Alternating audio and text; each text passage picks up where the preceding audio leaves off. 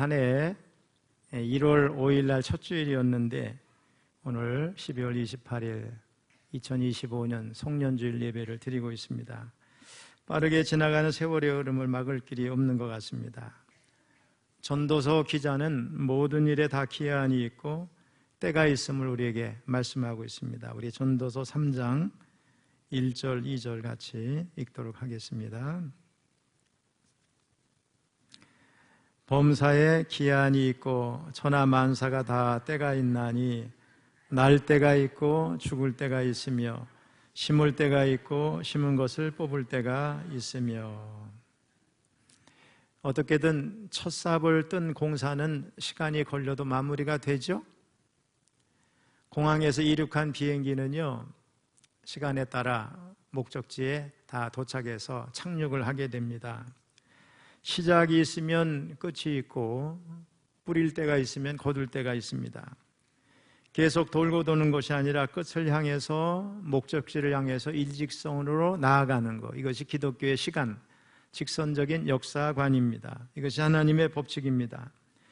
우리 인생도 태어날 때가 있었으니 또 마칠 때가 있고 역사도 끝날 때가 반드시 있게 됩니다.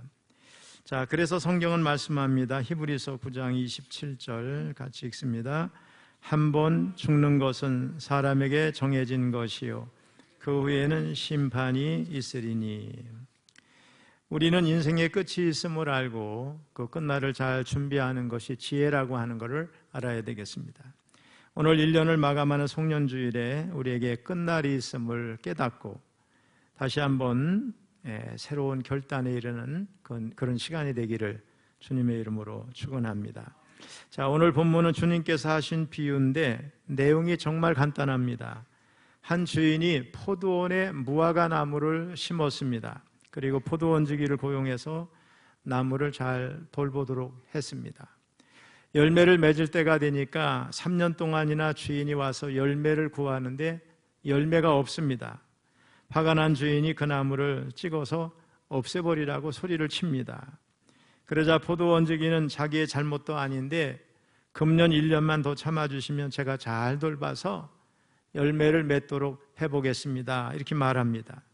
그러면서 하는 말이 그 후에 만일 열매가 맺리면 정말 좋은 일이지만 그렇지 않다면 그때 꺾어버려도 늦지 않다고 말합니다.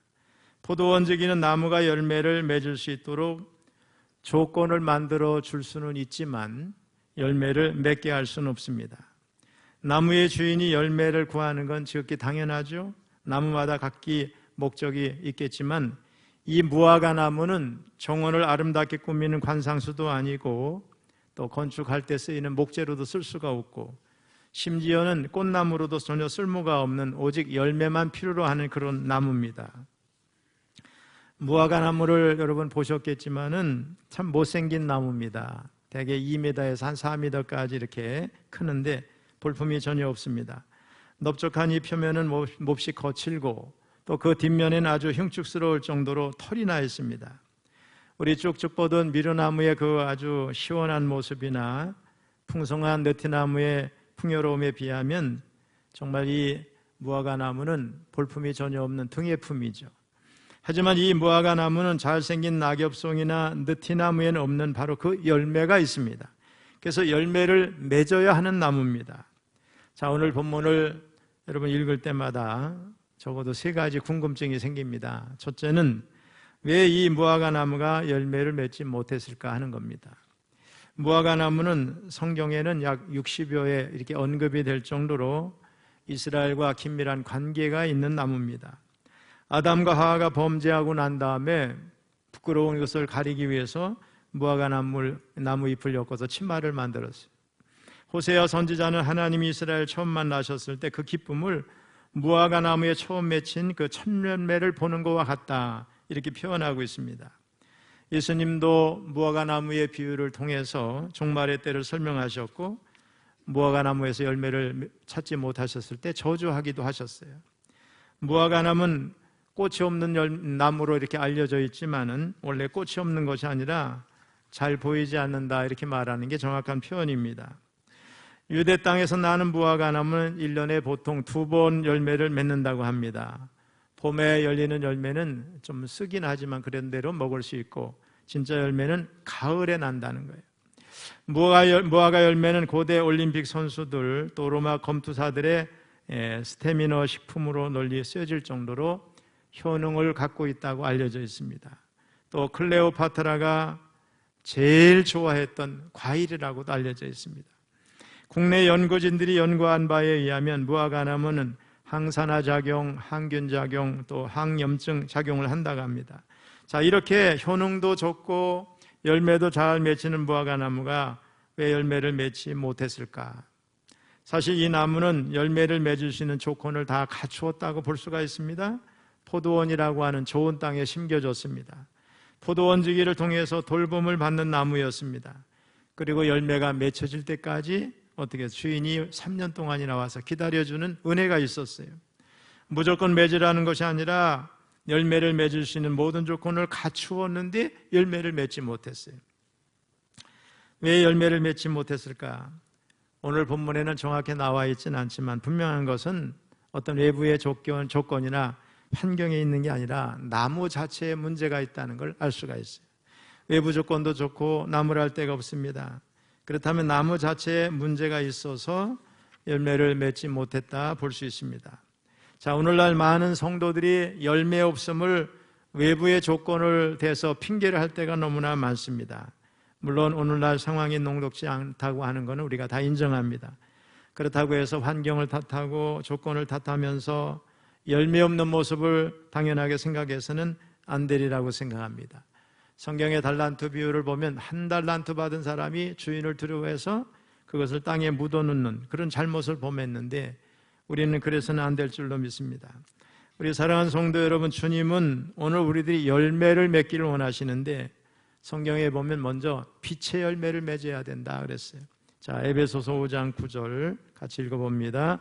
빛의 열매는 모든 착함과 의로움과 진실함에 있느니라. 여러분, 예수 믿는 사람은 여러분 본성 자체가 착하지 않은 사람이 혹 있을지 모르지만 착해야 됩니다. 또 의로워야 돼요. 진실해야 됩니다. 그 다음에 우리는 전도의 열매를 맺어야 되죠. 주님이 너희는 땅끝까지 이르러 내 증인이 되라 했으니까 전도의 열매를 맺어야 되겠습니다. 또 사도 바울은 성령의 9가지 열매를 말씀했어요. 우리 갈라디아서 5장 22절 23절 읽어봅니다. 시작.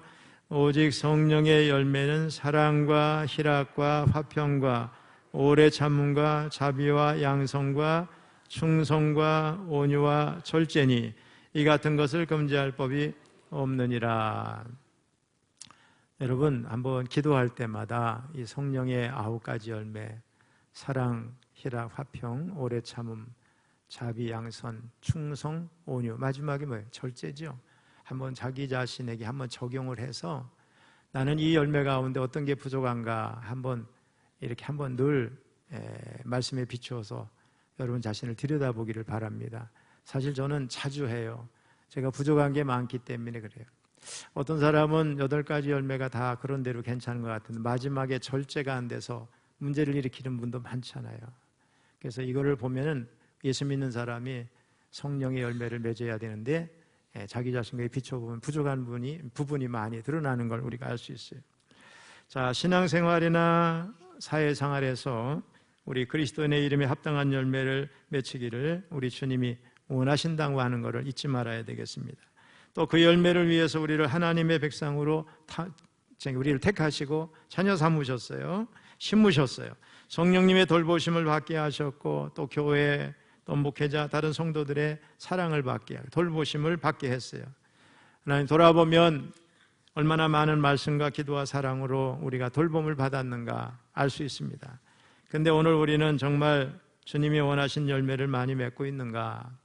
아니면 열매를 구하시는 주님 앞에 아무 열매를 드릴 것이 없어서 책망만 받아야 하는 그런 모습은 아닌가? 하지만 무성해서 그럴듯한데 열매를 찾는 주님에게 아무런 열매도 드리지 못해서 책망을 받았던 길가의 무화과나무 같은 모습이 아닌가 스스로를 돌아보기를 원합니다. 우리가 조금만 부지런했으면 얼마든지 열매를 맺을 수 있었는데 만일 게을러서 열매를 맺지 못한 것은 없는가 한번 돌아보기 원합니다. 옛날에 아주 게으른 사람이 있었어요. 얼마나 게으른지 이 사람은 손끝 하나 까딱하기를 싫어했어요. 근데 그 아내가 집안에 큰일이 있어서 먼 길을 떠나게 됐는데 그때 아주 큰 가마솥에 밥을 해가지고 여러 그릇에 담아 놓았어요. 그리고 반찬도 여러 가지 많이 해놨어요. 남편이 게으르니까 또 숟가락질을 안 할까봐 손목에다가 숟가락을 대고서 고무줄로 동여맸어요. 집을 필요도 없이 그냥 손만 올렸다 내렸다 하면은 먹을 수 있게 그렇게 한 거죠. 그러면서 말을 했어요. 남편한테. 세수는 안 해도 좋습니다. 집안 청소도 안 해도 좋습니다. 피곤할 때는 얼마든지 잠을 자도 좋은데 밥을 안 먹으면 굶어 죽을 테니까 밥은 꼭 퍼먹으세요. 부탁을 하고 아기를 데리고 떠났어요. 근데 얼마 후에 돌아와 보니까 남편이 말 위에 엎드린 채 죽어 있었대. 밥 한 그릇 축나지 않았고 반찬도 다 그대로 있는데 가만히 알고 보니까 손을 올렸다 내렸다 하는 게 이게 너무 귀찮아가지고 굶어 죽었대요. 삶의 열매가 하나도 없는 게으른 인생의 종말이 그런 모습이죠. 우리 2025년을 마감하는 송년주일에 우리의 모습은 어떤지 다시 한번 돌아보는 그런 시간이 됐으면 좋겠습니다. 두 번째, 포도원 지기는 왜 그렇게 주인에게 사정을 했을까 하는 겁니다. 사실 이 포도원 지기는 아무런 잘못이 없어요. 우리 8절 같이 읽어봅니다. 시작. 대답하여 이르되 주인이여 금년에도 그대로 두소서 내가 두릅하고 거름을 주리니. 이 말씀을 보면 포도원 지기는 자기가 해야 할 일을 잘 감당해 왔다고 볼 수 있어요. 열매가 없는 것이 절대로 포도원 지기의 잘못이 아니었어요. 할 만큼 했고 노력할 만큼 했습니다. 그럼에도 불구하고 주인에게 이렇게 사정하는 것은 그 포도원 지기가 그 나무를 아직도 사랑하고 열매를 맺기를 기대하고 있기 때문에 그렇습니다. 포도원 지기는 그 무화과 나무를 많이 사랑했어요. 그러기에 열매를 맺도록 거름을 주고 또 물도 주고 정성껏 돌봐줬어요. 근데 열매가 없습니다. 3년 동안이나 열매가 없으니 주인은 그 나무를 베어버리라고 제쳐갑니다. 자, 포도원 지기 입장에서는 주인의 말에 따라서 그 나무를 베어버리면 그만이에요. 그러면 신경 쓸 것도 없어요. 그런데 그렇게 할 수 없는 것이 그 무화과 나무를 너무나 사랑하기 때문에 그렇습니다. 사랑하는 나무를 도저히 벨 수가 없습니다. 그래서 다시 한번 주인에게 사정을 합니다. 주인님, 금년에도 그대로 두소서. 그러면 제가 열심히 노력해서 열매를 맺도록 힘써 보겠습니다. 한 번만 더 기회를 주면 좋겠습니다. 여러분, 오늘 본문에서 이 포도원 지기는 누구냐? 주님을 상징하고 있어요. 우리 주님은 우리를 기다려주시는 사랑의 주인이십니다. 또 집을 떠나간 탕자가 돌아오기를 기다리시는 아버지처럼 우리 주님은 우리가 돌아오기를 기다리세요. 열매를 맺지 못하는 나무의 열매가 맺힐 수 있도록 두릅하고 거름을 주고 사랑해 주면서 우리를 끝까지 기다려주시는 주님, 이게 주님의 사랑입니다. 사랑은 여러분 기다려주는 거죠. 여러분. 우리가 이 사랑 때문에 살았고 여기까지 존재해왔고 우리가 변화되고 회개하며 돌아오는 것이 아닌가 생각합니다. 우리가 열매를 맺지 못한다고, 하나님의 말씀과 뜻대로 살지 못한다고, 죄를 짓고 산다고 그때마다 우리를 책망하고 베어버리고 찍어버리면 저와 여러분 가운데 이 자리에 앉아있을 사람이 하나도 없다고 생각합니다. 오늘 이렇게 송년주일을 맞이할 수 있는 것도 다시 한번 기회를 주시는 주님의 은혜 때문임을 우리가 기억해야 될 줄로 믿습니다. 또 이런 사랑의 보답에서 내년에는 기필코 좋은 열매를 맺어야 되겠다, 이렇게 다짐하시기를 바랍니다. 아울러 우리도 주님의 사랑을 본받아서 연약한 사람들이 회복할 수 있도록 기다려주고 돌봐주고 가꿔주는 모습을 보여야 될 것입니다. 우리 신학자 폴 틸리는 정의를 두 가지로 나눴어요. 세상에서 말하는 정의, 또 성경에서 말하는 정의. 세상 사람들이 말하는 정의는 법적인 정의입니다. 법적인 정의는 본문에 나오는 말씀대로 표현하면 열매 맺지 못하면 어떻게 그냥 잘라내버리는 거예요.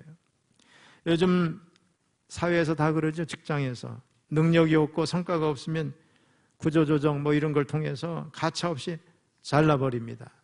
잘잘못을 가리고 옳고 그름을 판단해서 잘못된 것을 보면 가차없이 판단하고 정지하고 쫓아버려요. 얼마 전에 우리 국민일보 신문을 보니까 우리 대기업 임원들이 직원들이 빨리 임원되는 거를 싫어한다는 거예요. 임원이 되면 스트레스도 엄청나고 성과도 있어야 되는데 성과가 안 나면 금방 또 잘리니까 조금이라도 오래 붙어 있기 위해서 임원 되는 걸 오히려 꺼린다는 거예요.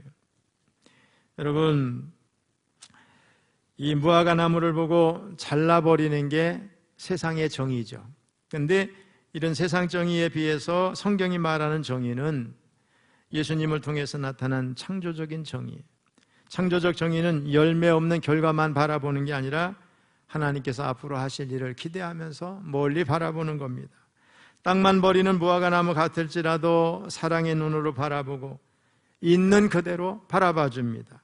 열매가 없는 무화과 나무 같을지라도 사랑의 마음을 가지고 있기 때문에 수고와 희생을 아끼지 않고 존중하며 사랑합니다. 창조적인 정의는 미련한 자를 있는 그대로 받아서 지혜 있는 자로 변화시키기 위해서 수고하고 노력하는 겁니다. 창조적인 정의는 약한 자를 불러서 강한 자로 변화시키고 멸시받는 자들을 불러서 존중받는 인격으로 변화시키는 겁니다. 창조적인 정의는 그때그때 잘라버리는 정의가 아니라 두루 파고 거름을 줘서 열매를 맺게 하는 정의인 줄로 믿습니다.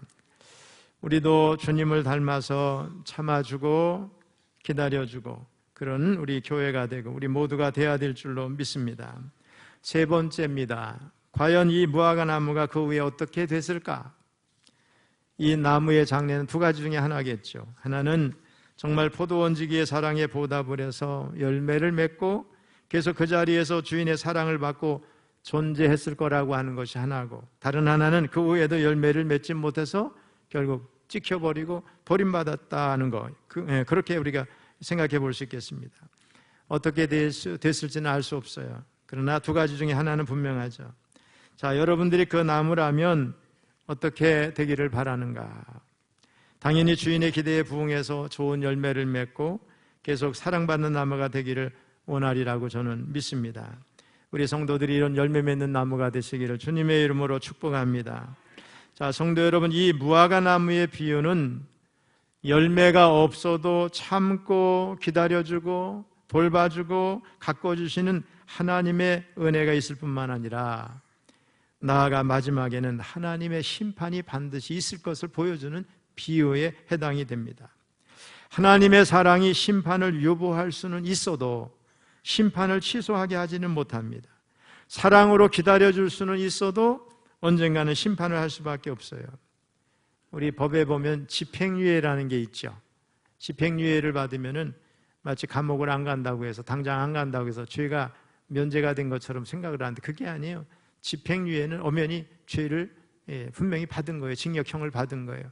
예를 들어서 징역 2년에 집행유예 2년 하면 징역 2년을 살아야 되는데 그 사람이 그래도 나름대로 사회에 기여할 바가 있다 이렇게 인정이 되거나, 그래도 저 사람은 개과천선할 가능성이 있는 사람이다, 죄 짓고 살 사람은 아니다 이렇게 인정이 되면은 2년 동안 집행을 위해 하는 거죠. 그런데 그 2년 안에 또 죄를 지면 어떻게 해요? 그 2년까지 포함해가지고 다시 더 길게 감옥에 가야 됩니다.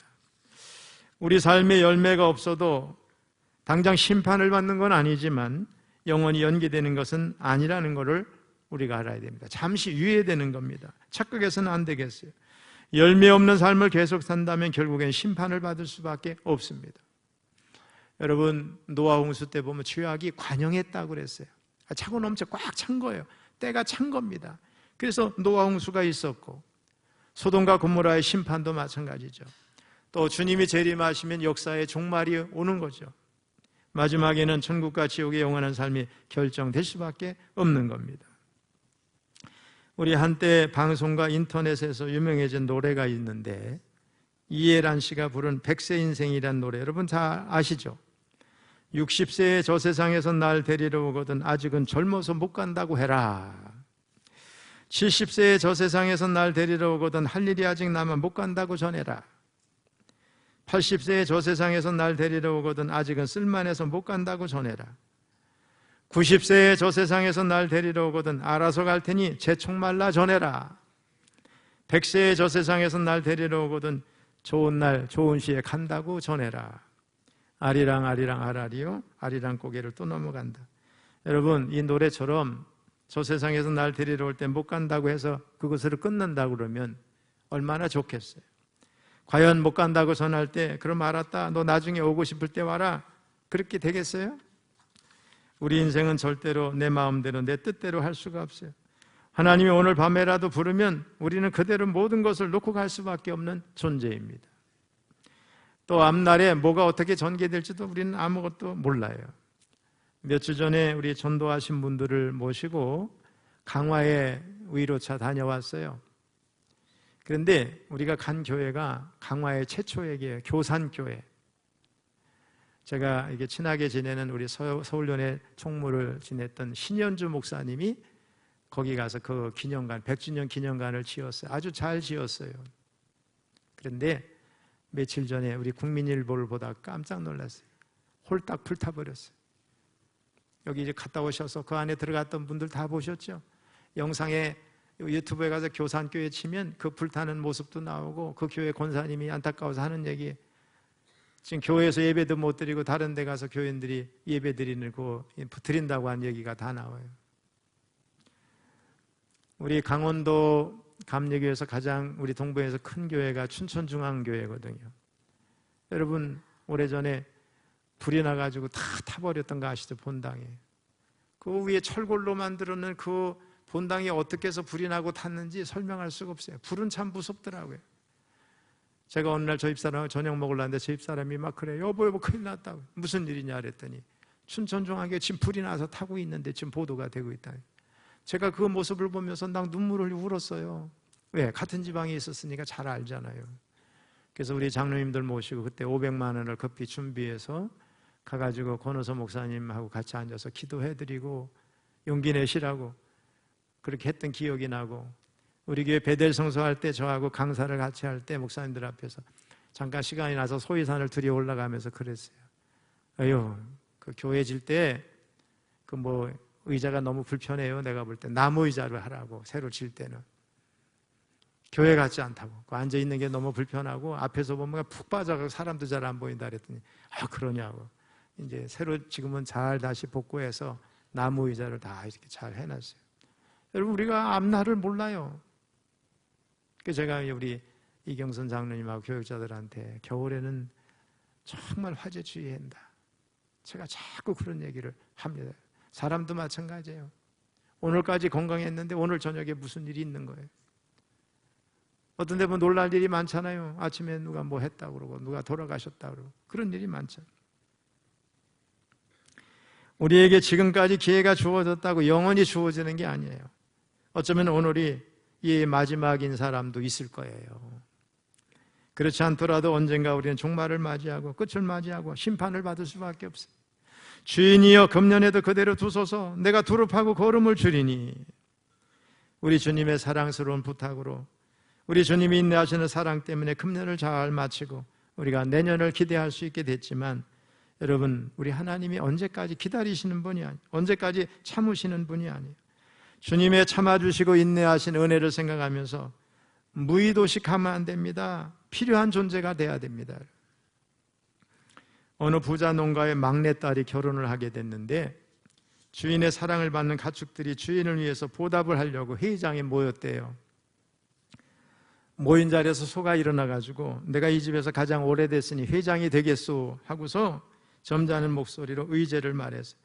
며칠이 지나면 집주인의 따님이 결혼을 하는데 누가 잔치 때 잔치상의 제물이 될지 오늘 결정을 하려고 하고, 제 생각으로는 주인을 위해서 할 일 없는 동물이 좀 죽어주면 좋겠는데 여러분의 의향은 어떻겠습니까? 그랬더니 좋소 하면서 전부 동의를 했어요.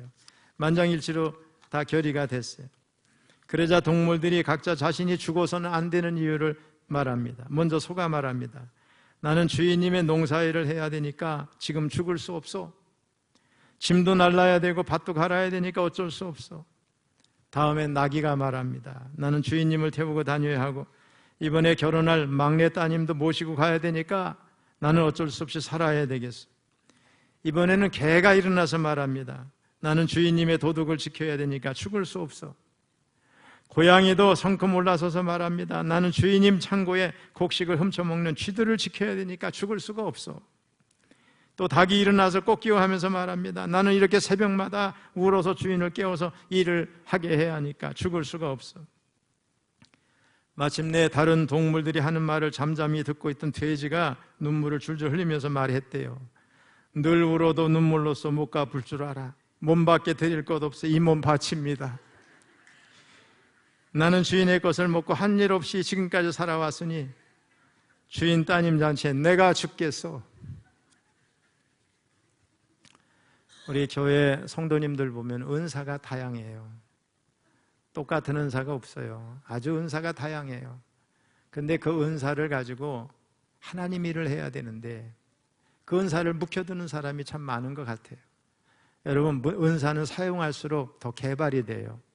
더 잘할 수가 있어요. 그 귀한 은사를 가졌는데 뭘 일을 하라고 그러면 내년에 난 못해요.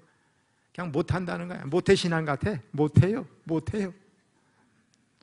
여러분, 할 수 있습니다. 아멘 하면 하나님 힘도 주시고 은사도 주실 줄로 믿어요. 우리 교회는 그런 성도님들 됐으면 좋겠어요. 우리에게 다양한 은사와 능력을 주셨어요. 재능도 주셨어요. 이거 가지고 주님을 영화롭게 하고 주님 나라를 위해서 일을 해야 돼요. 시간이 얼마나 빠른지 몰라요. 잠시 잠깐이면 주님 나라 갈 거예요. 여러분, 아껴두면 안 됩니다. 열심히 살아야 돼요. 열심히 살아야 돼요. 저는 요즘에 조금 반성을 좀 해요. 열심히 달려오느라고 주변을 잘 돌아보지 못한 것 같아요. 어떻게 정신없이 살아왔는지 모르겠어요. 그냥 달려온 것 같아요. 몸이 부서져라고 달려온 것 같아요. 저는 그래서 후회도 별로 없어요. 이제 지금은 여러분이 이렇게 또렷하게 안 보일 정도 눈은 아직은 회복이 안 됐지만은 그래도 제가 살아온 거에 대해서 저는 감사하게 생각해요. 한눈 팔지 않았어요. 그런데 하나님 보실 때는 저도 책망받을 게 너무 많다고 저는 생각을 합니다. 그래서 제가 목회를 그만두는 날까지 열심히 그렇게 살려고 해요. 여러분, 저도 매일 1년 360을 새벽 기도 한다는 게 쉽지가 않잖아요. 어떤 때는 몸이 천근만근이에요.